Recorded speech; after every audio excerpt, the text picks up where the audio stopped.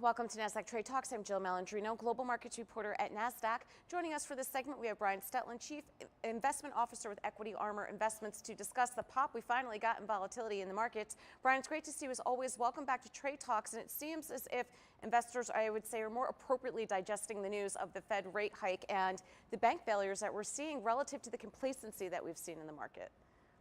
Well, it is interesting in terms of that because Paul was basically like, oh, the regional banking crisis is over. And yet then we see PacWest having issues today, the regional bank index as a whole being down today. That's obviously given volatility a big pop in the markets and a lot of nervousness around maybe this isn't really so contained as Paul wants you to think, or SVB being a one-off, because now we've seen a couple, First Republic. Now we're seeing PacWest maybe going to have the route of those two other folks. So certainly there's a lot of concern out here in the marketplace and a lot of so to speak, volatility coming back in because of, is this credit issue contained or will it start to spread? Right. And Brian, I think the bigger issue is not necessarily the banks and consolidation, or if we have too many banks, not enough. I think what the issue is when you see these regional banks going away, which are the biggest lenders of small and medium-sized businesses that have that community relationship, that lending, that capital investment is what goes to those jobs. What is it, 70, 80% small and medium businesses provide jobs to the U.S. economy. That's really where the economic concern is, in my mind.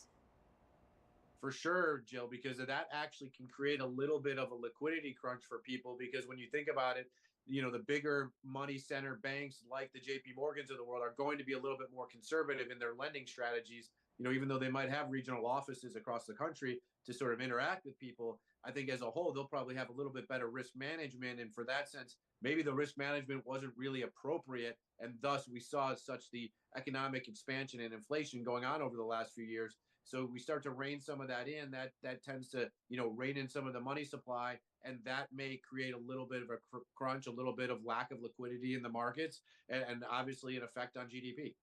What did you think about the Fed yesterday and the 25 basis point hike that we got? It did not sound like policy had shifted that much. It wasn't, okay, we're dialing back. It's just we're not necessarily having scheduled rate hikes. It sounds, every option is on the table. Nothing has really concretely changed.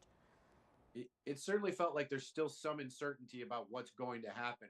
Look, when the Fed does stop, 90 days or so out after that point from a rate hike cycle, the markets do very well. Particularly the Nasdaq is one of the leading indices globally, really, that does very well 90 days out of that rate hike pause. But we basically, like you said, all we got was we're not going to raise probably in June. That doesn't mean if we don't see signs of inflation, they're back on again, all the way through the fall or, end of the year. So certainly that's a little bit of concern, a little bit of uncertainty. It probably keeps volatility in the market a little bit. And as we get economic data, the CPI, PPI coming out next week, the market will start to digest some of that and get a sense of where the Fed might be headed in June or July. Speaking of the Nasdaq, let's talk about Apple earnings coming out after the close. I mean, mega cap Nasdaq 100 earnings were quite good this quarter. They were, and they've really been the leader. I mean, we've taken the position really, and for our own strategies and clients, that we want to own big balance sheet. We want to own companies with free cash flow, because whether there's a mild recession down the road, they'll be able to stomach it. If rates start to creep up a little higher than what people expect, they'll also be able to stomach it because the balance sheet is so large. And so any sort of falter in their stock, they'll be able to buy back stock, acquire other companies at cheaper values. So really a great position, Apple being one of them. I'm a little bit, let's wait and see how these earnings play out for Apple tonight before I make a clear decision on that stock in particular. We do own it for clients, but I've kind of laid out some trades, risk reversal using option trades and whatnot over the last week or so, where I'm a little bit more cautious about how the earnings will shake out, given maybe what we heard a little bit from Qualcomm before and whatnot.